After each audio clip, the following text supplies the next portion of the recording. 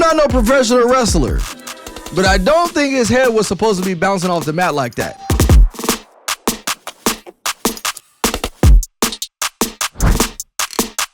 What's going on, guys? Welcome to another episode of the Ryan Tillman Show, and let me tell you, today is two-piece and a biscuit day. This is what I mean. Yes, we are going to be seeing some folks that have been throwing them bows, and everybody watching like Friday. Damn! But yeah, there have been some videos that have been going viral involving Rampage Jackson's son. If you guys are not familiar with the Rampage, he is a UFC fighter. His son was recently seen going viral because he gave a pro wrestler a two-piece and a biscuit. So we're going to talk about that. What we're also going to do is there is an umpire who just had enough at a baseball game. And my son plays travel baseball, and I know the tensions get high sometimes, and usually it's the person that's watching, the fan or the parent or even the coach that goes off. Well, today, I guess umpire had enough, and he was given a two-piece and a biscuit as well. And then to move forward, there's some other topics that I want to talk about. I want to educate you guys on how to interact with law enforcement. There's an officer I saw that was doing some phenomenal training our youth on what they need to do when they encounter law enforcement officers.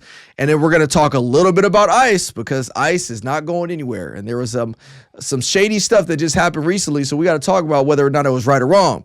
But without further ado, stick around. But before we go there, hit the like button, hit the subscribe button, and like I always say, make sure you guys turn on that notification bell so that way you guys get notified anytime we drop a new video or a new episode. But with that being said, like I said, let's jump right into it. Two-piece and a biscuit. Let's watch our first video.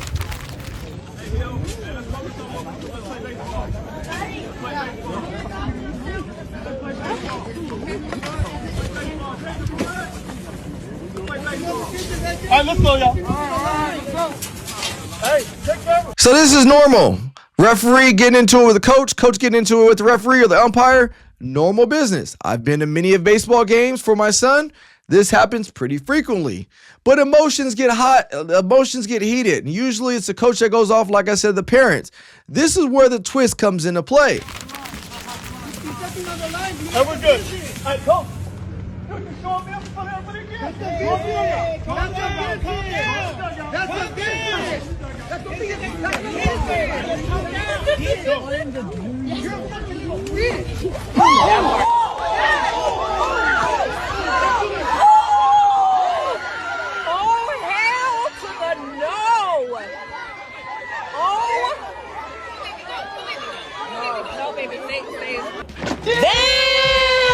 Wow. I don't think you guys saw that one coming unless you saw the video already. The question becomes, was the umpire right or was he wrong? Now, if you didn't catch it, the coach called the umpire a little boop, B.I., you guys finish the rest. That's what he called him. And so when he called the umpire that, the umpire lost his cool and gave him that 1, 2, 3. And when that happened, obviously everybody in the stands got spun up, but then he goes on and he kicks the dude. So where do you guys stand on this? Now, I obviously think that kind of like law enforcement, public safety officers, the umpires, we're supposed to lead by example. And at the end of the day, everybody from the coaches to the parents and even the umpire, it's our job to make sure we lead by example, even when tensions get hot. Because how is the next generation supposed to understand how to carry themselves when things go down? And the umpire is no different. So the umpire, I think he should have withheld. But I get it. I understand the human side of it. Somebody steps in your face and they call you to, you know what? You get heated and then you respond. But that's no way to kind of set the tone.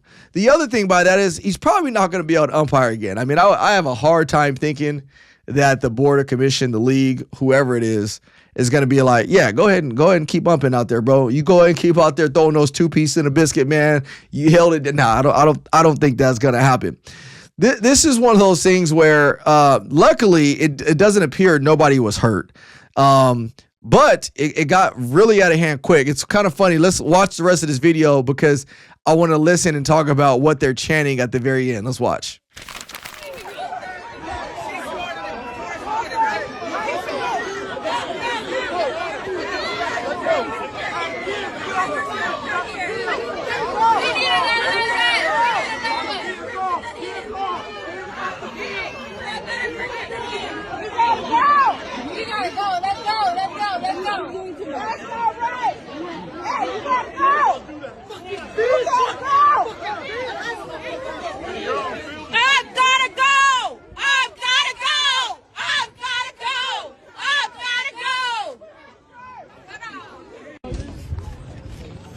The ump gotta go.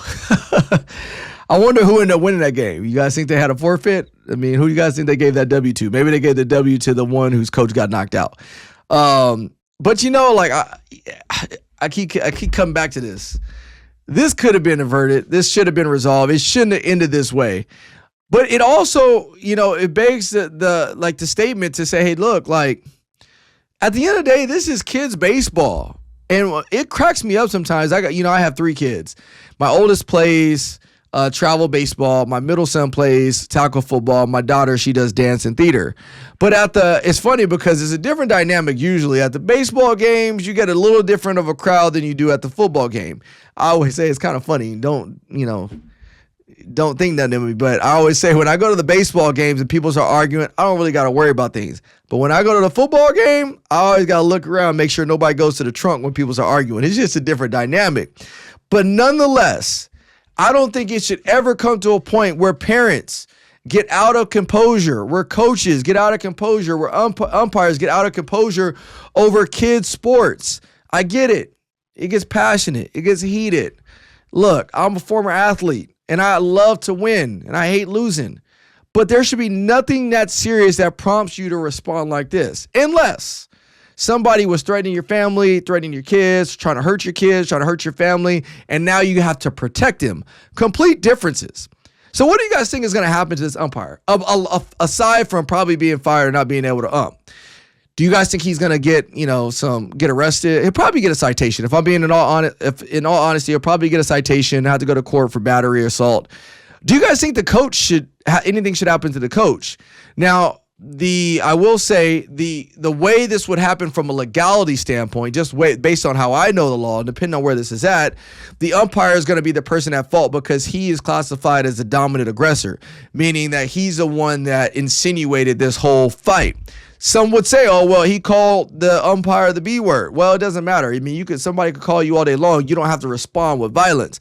The umpire chose to respond with violence, and because of that, he's probably going to be deemed as a dominant aggressor as opposed to this being a mutual combat.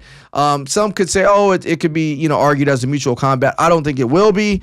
But I honestly think, if you ask me, I think that the coach should probably either be suspended or even removed from being coach as well, because he also didn't set by the example either. When you're cursing at an umpire, when you're calling them a B word, I know me, I don't want that around my kids. Yes, I realize my kids aren't going to live in this fantasy world where everything is all kosher and everything is all rainbows and roses. It's not going to be like that.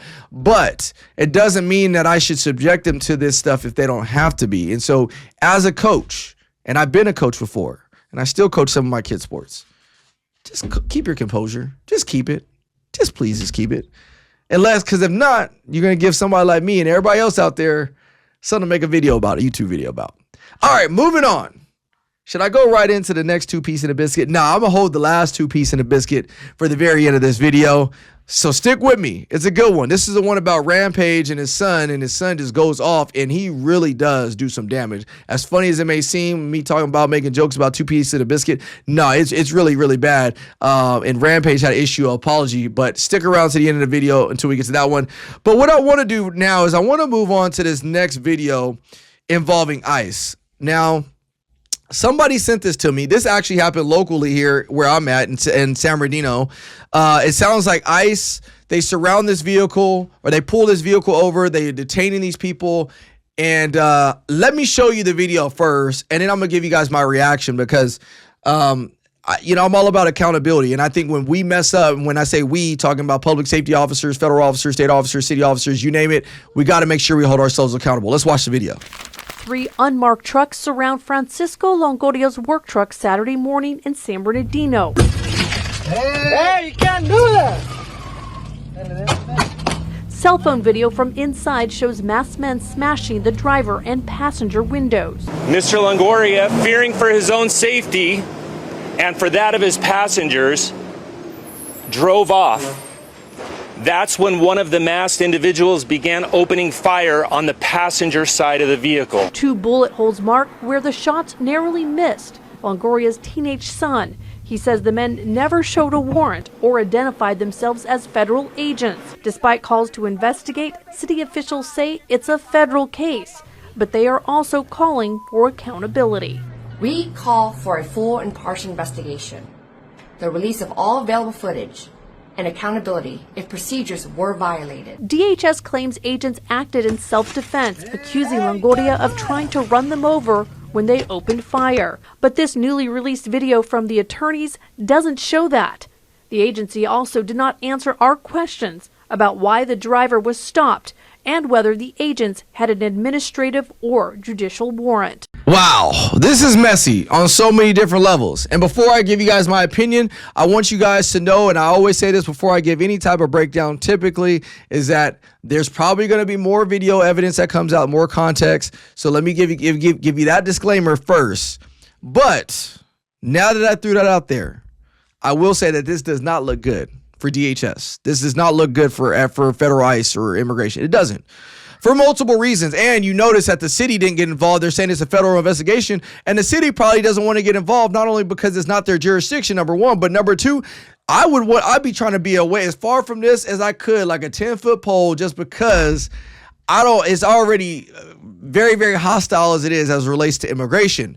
So what does it come down to? Well, you know, I did make multiple videos coming out, first of all, in defense of ICE about masking themselves and putting masks on and head covers. Because again, there was some evidence of doxing and members of ICE were getting doxed, their family members were getting doxed, and people were sending death threats. So I understood it. And I said, hey, look, I don't think that this should be a for everything, but I do think that it was justifiable to be a temporary thing simply because of the climate and environment we're living in.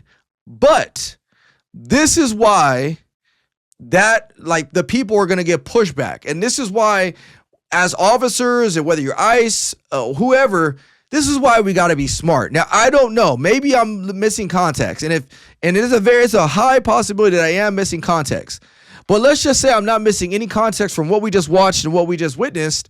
If those officers didn't necessarily identify themselves or, you know, show like, hey, I need to pull you out of the car, which not necessarily saying they need to, based on case law, they don't need to show a warrant or anything to extract them. If they believe that there's weapons in the car or they believe there's more danger at play there, they don't necessarily need to produce that. But if all they did was say, hey, we need to get you out of the car, break the windows, and then they don't do it, it gets messy. And you're not really saying anything. Like, if you're going to be masked, maybe break it down this way. If you're going to be masked and if you're going to have all the headgear, it doesn't mean, if it was me, I would go an extra mile in saying, this is who we are, this is my badge, whatever it may be, maybe have a couple partners there to de-escalate it, but have the opportunity to properly identify yourself. So at the very least, it takes the argument out of it as to whether or not these people were legitimate ICE agents or federal agents. I mean, we have to play smart. We have to play chess, not checkers. And so if you want to remove that argument from the other person, just identify yourself. He had a partner there. So even if his partner had to have lethal coverage, so as his partner gets out his identification, he could always say, hey, look, I produced identification. I showed him. I did everything. And then I went on to continue to tell him to get out the car. That doesn't take much. And some might argue, say, well, officer safety. He had a second person there. So if one person has lethal coverage on him and says, hey, look, if you want me to identify myself, I'm going to give you my badge. This is blah, blah, blah, and then pull him out of the car. It at least defeats that argument. But it seems like that didn't happen here. The second thing is you notice that they utilized deadly force. They fired at a vehicle that was moving away. I'm just going to keep it a buck with you. I'm going to keep it real. What I mean is that vehicle, based on the surveillance evidence that I showed, let me go back to that. I'm going to show you one last time. Agents acted in self-defense, accusing Longoria of trying to run them over when they opened fire. But this newly released video from the attorneys doesn't show that. So in this segment right here, you see the truck leaving, and I'm assuming that's when the shots were fired. Now, I've done breakdowns many of times where officers fire at moving vehicles. And a lot of times it's very justifiable. If somebody is driving a vehicle and they literally or intentional or appears to be, they're trying to run an officer off the side of the road, completely justifiable all day long. But based on this video right here, it doesn't appear that way.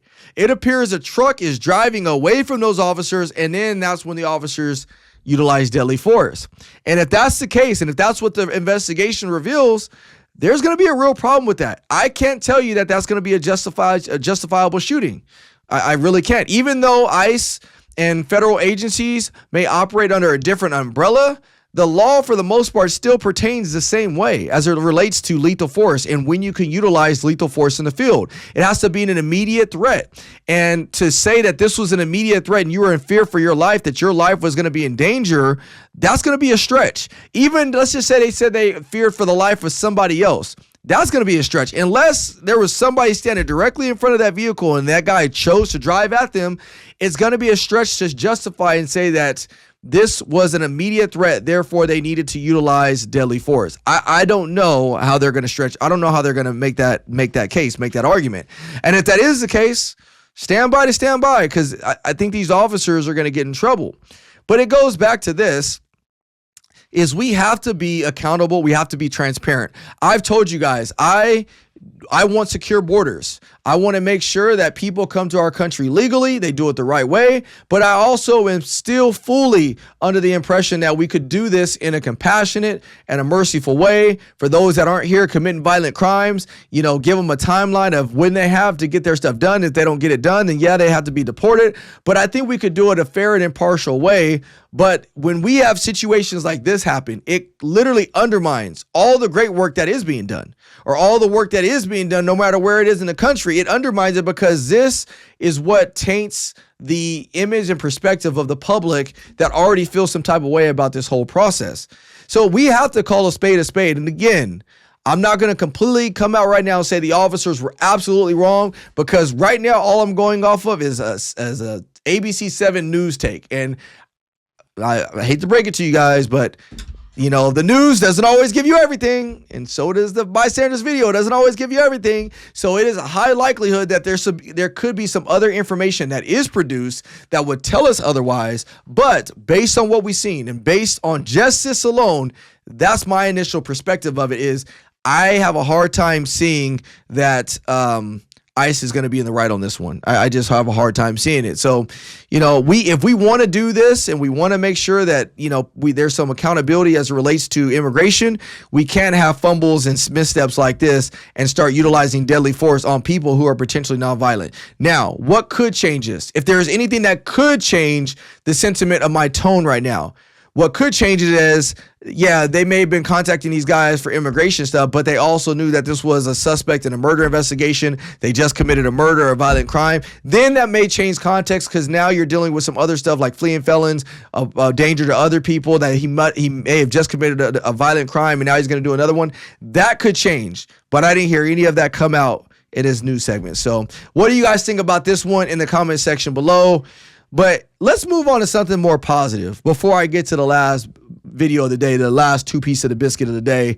I want to show you guys something more positive. Now, if you know me, you know I'm all about doing work within the community that I serve.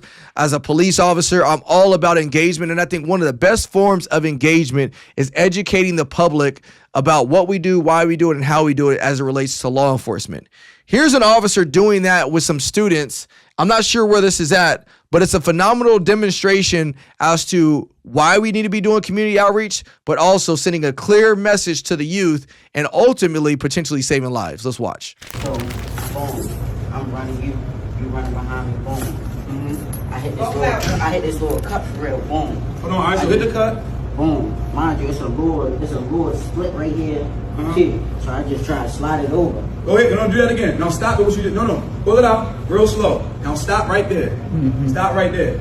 So, yeah. So at this moment, it looks like this young man is describing some type of encounter that he may have had with a police officer. Like he's running away. He's like basically walking that officer through the steps of what happened, and he had his phone. And so the officer now, like as the young man is breaking down his side of things, what the officer is going to do next is he's going to break down his perspective and how officers view this, because that is a very, very key element and key point, especially as it relates to officers utilizing deadly force in the field. Let's watch. Stop right there. So from my perspective, right? And hold on. Don't say nothing. Listen to me real quick. No, leave it right here. I want you to leave it right here. I want everybody to see what I see, right? Now from an officer, now look how you were looking back. You're looking back at me. You're looking back at me, and you got a gun like that. And my camera's going to see what I see. So what my camera see? I want somebody to tell me what my camera see. What y'all see right here? Huh? I can't hear you. Okay, say it one time loud. She said like you about to shoot. That person in the audience, when asked that question, that person in the audience said, it looks like that person is about to turn and shoot the officer. You see, this right here is where real change is made. When you create scenarios and you put the civilian or the person in the shoes of the officer and you make them make that split-second decision, that's when the light bulb goes off. And I've seen this happen time and time again. Let me show you a couple brief clips of Switched, which you can also find here on this YouTube channel. And I've had a lot of people on there, from Terry Crews to Redman to DJ Envy, you name it. But we switched the roles of law enforcement and civilians. Listen to what some of these people are saying, or some of these celebrities say about their interaction when we did this. And then I'm gonna come back to this video to wrap it up, but there's an important point to it. Let's watch. My eyes are always open, you know what I mean? And that's why even when I get pulled over, the first thing I do is I roll down the window, turn on the lights, because, you know, I want to make sure I make it home. When you healing yourself, you look at your, opponent, or you look at the person who you're talking to that's being aggressive. You usually just be quiet and let them talk. Usually they talk themselves out. And that goes with life situations. So in this situation, I seen you as being aggressive. I seen she didn't want to be touched the right way. I'm going to give her that right because I don't have the right to touch her. The vulnerability that they have to display every day. Much respect, man. It's clear, guys. I mean, even these people that are not police officers, they had that light bulb moment just like they did. And you don't need a whole production. So if you're a police officer watching this, or somebody that's involved in public safety, do more of this stuff at your police department if you're not already. You don't need a whole production like I did with Switch. You can do it as simple as this, being in a classroom and just walking people through scenarios and allowing them to make that decision. And what happens is now the next time they see that viral video, they will now start to critically think for themselves as to whether or not the officer utilized deadly force. Take it a step further. Not only will they be able to critically think as to whether or not it was justifiable if the officer utilized deadly force, but if they ever have an interaction with an officer in public, they know things not to do, so that way they don't give the impression to the officer that they are a threat and the officer utilizes deadly force or some level of force against them. This officer right here is truly saving lives. Kudos to you, man. Kudos to you. I don't know where this officer is at, but I love seeing this stuff. This is what we need more of. And you never know. You never know that one of these people that this officer is having an encounter with could actually become a police officer. I actually just received a message the other day from somebody I spoke to in Newark, New Jersey, who I spoke to a few years ago, and he sent me a picture of him graduating from the police academy, which is phenomenal. And that's why we do what we do. Like, that's truly why we do what we do, because we're trying to show the next generation that law enforcement is not what they've always thought it was. I mean, shoot, I was somebody that did not like police, had bad experiences, but then when I got into law enforcement, I was like, wow, this is much different than I expected. And you get those milestone moments, you get those great moments by doing work like this. So kudos to that officer. And with that being said, I want to move into the last video of the day, the last two-piece in a biscuit of the day. Now, I just saw this video yesterday, and it's a Rampage's son, who it looks like he's at one of these wrestling events. Now, I don't know. I've never been to one of these wrestling events before. It seems really bootleg, if I'm gonna just be quite honest with you. It seems like they're in somebody's backyard, and these dudes are like, what was that movie, Al Bundy, trying to live in their like their heyday still, and they just doing this whole wrestling act. But anyways, Rampage, he sees one of the other wrestlers there. This is the first interaction, and then I'm gonna show you kind of what happens after the initial interaction. Yeah, I remember that. He's my favorite wrestler because of that. You beat the fuck out of him. Yeah. Where's the real McKill at? Where's he at? You don't need to worry about him. You need to be worried about Syko Stu. Syko Stu? What, you don't know me? Hell no. Yeah. Hey, I think that's a Now, prior to this point, it does seem like everything is going kosher. It seems like, Rampage's son is trying to, hey, man, y'all my favorite wrestlers, blah, blah, blah. Seems like my man on the right. It does seem like he's a little intoxicated just by the way he's talking. It sounds like a little slurred speech. And looking at all those red Dixie cups, we know what goes in them red Dixie cups. Stop lying. You know what goes in those red Dixie cups.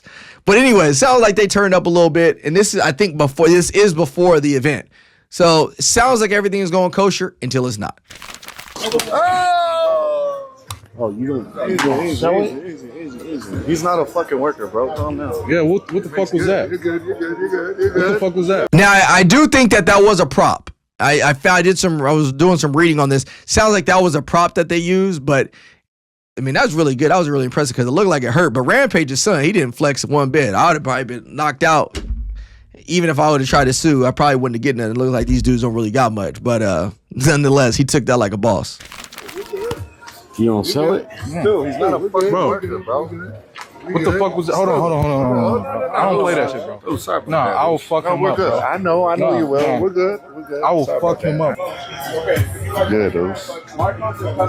Nah, fuck that, dude. Apologies. Get out of hand sometimes, working this stuff, pro wrestling stuff. So, let's go ahead. You know what's a good thing about this? Now I can make it something. Because I'm going to have you run in and fuck that motherfucker up in the mat. You ready for that? Yeah. Hell yeah. Right. Talk to the president. Yeah, if you can do that for me, I'll be cool. Yeah. Let's do it. Yeah, let's do that. Hell yeah. I'm going to have him run in on your shit.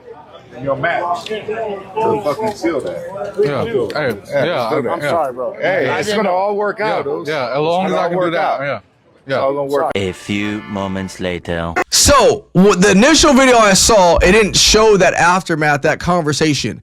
It was literally just dude gets slapped or hit with the can, and then it fast forwards to the match, and then I'm gonna show you that portion here in a second. But the reason why I bring it up, because that is a very, very important context. It does sound like there was an agreement that was made that, hey, y'all got some beef. I'm just gonna allow you to slide into the match when it's all going on. You do your thing, and we're out. So it sounds like Rampage's son was under the impression, like, all right, cool. Like, I'm going to go ahead and get my revenge when he gets into the match. Now, keep in mind, this is wrestling. And wrestling is fake, I believe. I remember the first time I ever went to a wrestling match in person, and I was devastated when I found out that it wasn't real. I still have nightmares about that sometimes. Okay, I digress. I'm sorry. But yeah, wrestling is fake. What Rampage's son is about to do did not look fake. Let's watch.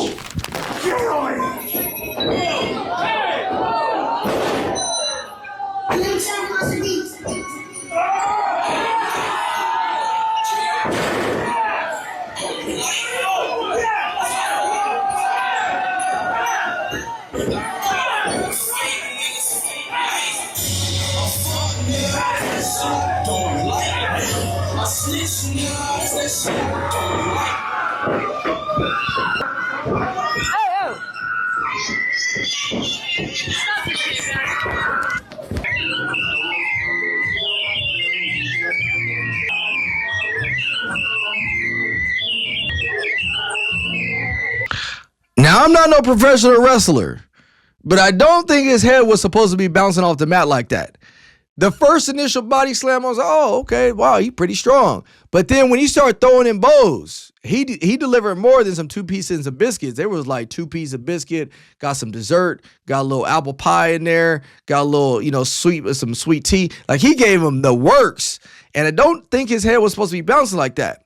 So clearly, everybody in the audience knows, like, this is not supposed to be going the way it is. And everybody's kind of in shock, just like as much as I was.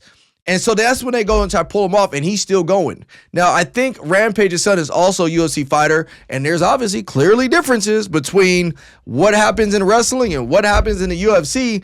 And in this situation, I think he hurt old boy really, really bad. Now, I did read some articles that said that the guy that he hit ended up going to the hospital, and this is how I know it wasn't an act. Some people were saying, oh, this was all an act and stuff. No, this is how I know it wasn't an act. Why? Because Rampage's dad went out and actually he went out there and he posted this on X, and I'm going to read it to you guys because I think it's important. He said, I want to clear up the misinformation about my son Raja. I have confirmed that the wrestler Stuart Smith, aka, is awake and stable. Raja was unexpectedly hit in the side of the head by him moments before Smith's match, which is what we saw. Raja was told that he could get his payback in the ring. I thought it was a part of the show. It was bad judgment and a work that went wrong. Raja is an MMA fighter, not a pro wrestler, and had no business involved in an event like this. I don't condone my son's actions at all. He suffered a concussion from sparring only days ago and had no business doing anything remotely close to physical contact. As a father, I'm deeply concerned with his health and the well-being of Mr. Smith. That being said, I'm very upset that any of this happened, but my main concern now is that Mr. Smith will be making a speedy recovery. I apologize on his behalf and to Kick for this situation. So obviously his dad, Rampage, realizes that this was no act at all, even though it did start with the assumption that there was going to be a time for Raja to come in the gym and play wrestling a little bit, but he was definitely in his feelings. So I don't know what ended up happening. I did hear some stuff that said Raja was arrested, and I don't know if that's true or not. But man, like this was pretty wild. This is crazy. And this goes back to, we have to learn to control our emotions. Like I see too many videos nowadays where we get all in our feels. Now, I'm not gonna lie. If somebody hits me with a prop can and I'm not expecting it, and you're not telling me that this is real, I get that part of it. And you gotta defend and do whatever you gotta do. And maybe it was a miscommunication from the other guy saying, all right, we're gonna arrange to get you in the ring, and they shook hands. So maybe that was a part of it. But at the same time, we gotta be careful. And for Rampage's son, like I always tell the kids that I deal with when I go and talk in schools, we have to learn to play chess, not checkers, when it comes to resolving conflict. Because yeah, in the moment, it may feel good. It may feel great that I get my revenge and I'm gonna go ahead and get mine. But what could come after that? There's a lot of things that could come after that. Like, not only could it defame you, ruin your career, it could potentially ruin your dad's career and the legacy that he's built. And then more importantly, let's say he really, really hurt Mr. Smith really bad, put him in a coma, or even killed him. Now everything is gone. I've seen as a police officer too many people's lives be ruined all because they made a split-second decision in the heat of a moment. So we just got to be careful, my friends. Just make sure that we're staying aware of what we're doing. We're always keeping a clear mindset, so that way you don't find yourself in situations like this. But with that being said, as always, my friends, it's been an honor. It's been a pleasure to be with you guys. Thank you so much for subscribing to this channel. Make sure you hit the like button, make sure you hit the subscribe button, and make sure you turn those notification bells on. With that being said, I'll see you on the next episode. Take care and God bless.